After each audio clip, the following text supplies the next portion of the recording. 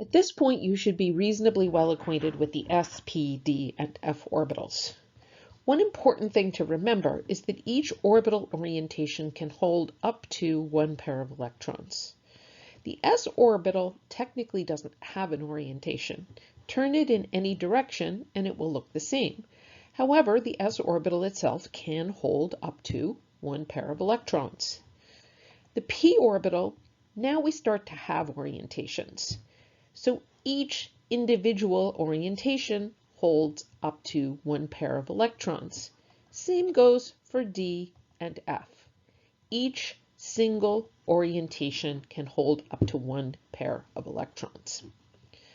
What happens if we consider sets of p orbitals or d orbitals or f orbitals where we have multiple orientations? It follows that the total number of electrons depends on the total number of orbital orientations. S, as usual, can hold up to 2 electrons.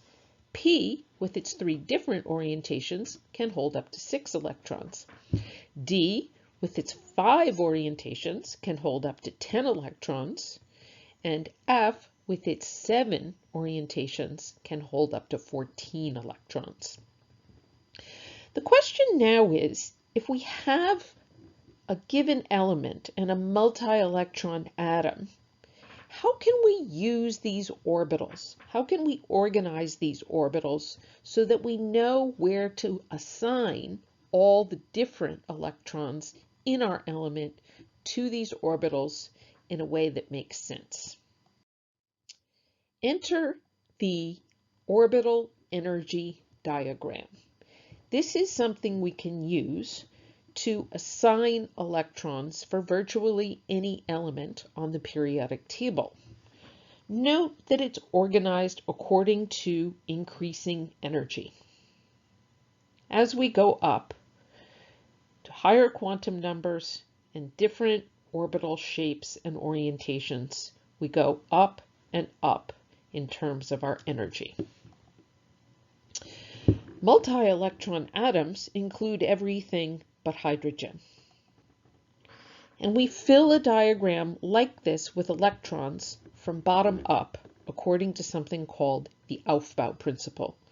That means we start with our 1s orbital and we put an electron in it. Notice that this symbol for the electron has a hook. This is indicative of spin. And any given individual orbital must have electrons of opposite spin. So if we put in a second electron, we have to make sure that that electron has opposite spin. Now we can proceed up the diagram to the 2s orbital and continue the process. We put in a first electron, we put in a second electron, and now we're going to ascend to the 2p orbital. Something interesting happens here. As we put electrons in the set of p orbitals, which represent the 3 different orientations, we must maximize parallel spin. So we put an individual electron in each of these orbitals with parallel spin. Maximizing the parallel spin in this manner follows a rule known as Hund's rule. And the rule exists because this is a more stable configuration for our atom. However, it is entirely possible that we're going to need to add another electron to our diagram here. And we do so simply by now filling up the orbitals with electrons of opposite spin. That brings us to a full set of 2p with our 6 electrons. So now we move up to 3s and we put in a single electron.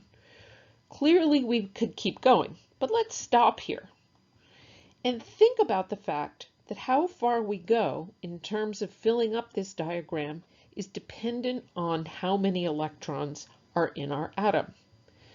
Every element on the periodic table has a discrete number of electrons. The diagram that you see here is essentially the same as the one we were just looking at. The only difference is now we have blanks in which we put our electrons rather than circles. So the 1s here can hold 2 electrons, and the 2s 2 electrons, and the entirety of 2p 6 electrons, and so on and so forth. So let's put our electrons back in here. We have 11 electrons.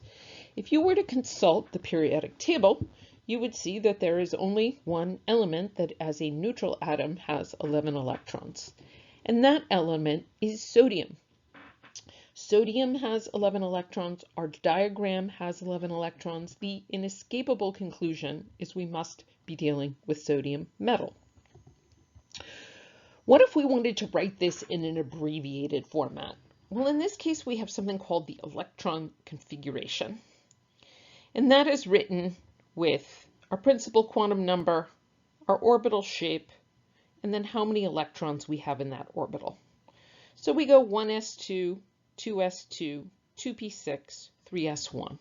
Note that the number of electrons are always written in superscript. If we look over here on the left, we see that these are two different representations of exactly the same thing. 1s2, 2s2, 2p6, 3s1. Clearly, it can be more convenient to write an electron configuration rather than having to fill out a diagram of this nature. Going back to the previous version of the orbital energy diagram, let's take a closer look at increasing energy level. Previously, we had stated that the energy level of an electron is dictated by increasing principal quantum number. So as we go from 2 to 3 to 4 to 5 to 6, for example, the energy level increases. And at first glance, it looks like that's holding true here. However, notice we have some variation. 4s is at a slightly lower energy level than 3d, and 5s is at a slightly lower energy with 4d. What's up with that? Order of filling is not exactly in number order. So you might be asking, has the principal quantum number failed us? Well, not exactly. We're dealing with multi-electron atoms here, and things get more complex with multi-electron atoms. So actually, the energy level starts to depend on a combination of N and L. The reasons for this are something we haven't really studied yet. We will get into the topics of electron shielding, and that helps to explain this kind of phenomenon. What we want to deal with right now is if we're writing an electron configuration, or we're filling up a diagram like this and we have to draw the diagram first, how are we going to remember that 4s comes before 3d? Periodic table to the rescue. The periodic table is a masterpiece of organization, and here it's showing off once again in terms of being organized by orbital blocks. Notice on the left here we have the s block. In the middle we have the d block. Over here on the right we have the p block, and we have the f block residing in its own territory as well. Another thing to notice is that the s block starts with 1s, the p block starts with 2p, the d block starts with 3d, and the f block starts with 4f. This aligns what we have learned previously about the relationship between principal quantum numbers and the L, or angular momentum quantum numbers, in terms of allowed values. As we go across and down the periodic table, each element has one additional electron than the one previous. So we can use that to write the correct electron configuration with the correct order of filling. There is another way to do this. You could sketch out a diagram that looks like this, and notice that the S's are all in a row, starting with principal quantum number 1. The 2p is staggered slightly below the 1s's, so everything lines up, 3d, and then 4f. You can follow this to get the right order of orbital filling, 1s to 2s to 2p to 3s to 3p to 4s to 3d, and so on and so forth. Whether you're looking at this periodic table organization or this diagram over here, notice that 4s is coming before 3d. which is what we want. It is, however, a little time-consuming to have to sketch out a diagram of this nature, so I think we should wave it goodbye and stick with the periodic table. Now let's use this periodic table organization to look at some specific examples. Let's look at some specific examples. Let's say we want to write the electron configuration for this element, which happens to be fluorine. We start at the beginning of the periodic table with 1s, and we put in one electron here, 1s1, and then if we proceed across, we now have a full 1s orbital, 1s2. We move down, one more electron, 2s1, one more electron, 2s2. If we were to stop right here, we would have the electron configuration 1s2, 2s2. But we haven't arrived at fluorine yet. So we're going to go 1s2, 2s2, 2p1, 2p2, 2p3, 2p4, 2p5. That gives us the electron configuration for fluorine. Again, that's 1s2, 2s2, 2p5. If we wanted to sum our electrons, we would say 2, 4, and 9. The atomic number of fluorine is in fact 9, which means that a neutral atom of fluorine has 9 electrons. Let's try it again a little farther down the periodic table. Here we have magnesium.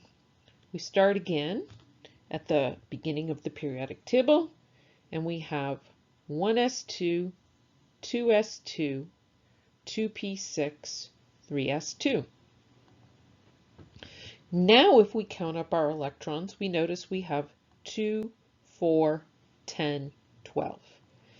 This matches up with the number of electrons a neutral atom of magnesium should have. Now it's your turn to try this. Here is a mystery element, although you could identify it looking at the periodic table. You don't need to.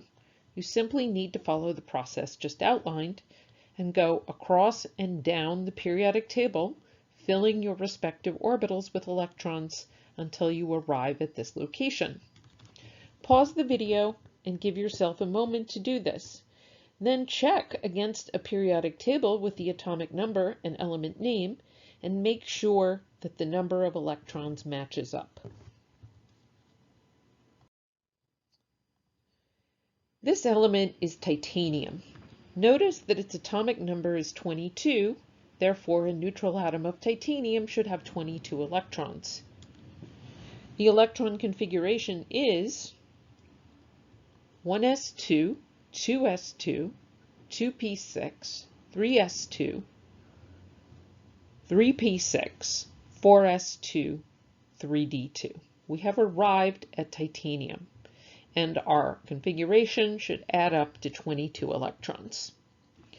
Notice as we go farther and farther into the periodic table that these electron configurations could become somewhat unwieldy to write. Fortunately, we have a way to abbreviate these configurations, and we use something called the noble gas core, followed by the remaining electron configuration. Let's look at cobalt. Cobalt has 27 electrons. We could start from the beginning, just as we did with titanium, but we don't have to. If we go the row above and we identify the noble gas, we can simply put that noble gas in brackets and let it be a stand-in for the electron configuration up until that point. Then all we have to do is pick up at the row of our element and say 4s2, 3d7.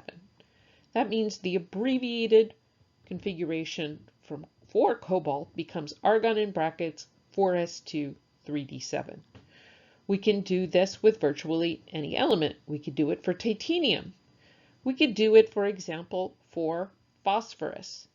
Phosphorus would have to have a noble gas core of neon, Ne, and then it would be followed by 3s2, 3p3. Notice the way this whole periodic table is written is such that each of these elements is represented by the remaining electron configuration, implying that you would have to put the noble gas core In front of, let's say, arsenic, you would have to write argon and then 4s2, 3d10, 4p3. Okay, more to come soon. We're going to have to deal with things like ions. We're going to have to deal with things like exceptions. So there's more to learn, but this should give you a good foundation. Stay tuned.